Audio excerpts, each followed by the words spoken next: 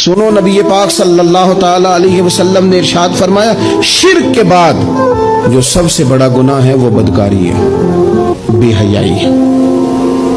और नबी पाक अलैहिस्सलाम ने फरमाया, कुछ औरतें ऐसी हैं जो लिबास पहन के भी नंगी हैं। फरमाया, ये वो औरतें हैं जिन्हें अल्लाह तबारक व तआला जन्नत की हवा भी अता नहीं करे, खुशबू तक नहीं मिले। इनको ये समझाएं। ये आजकल बड़ा उरूज है शादियों का। ख़वातीन मेहरबानी करें, अपने ऊपर रहम खाएं, थोड़ा सा ना पर्दे का एहतमाम हो।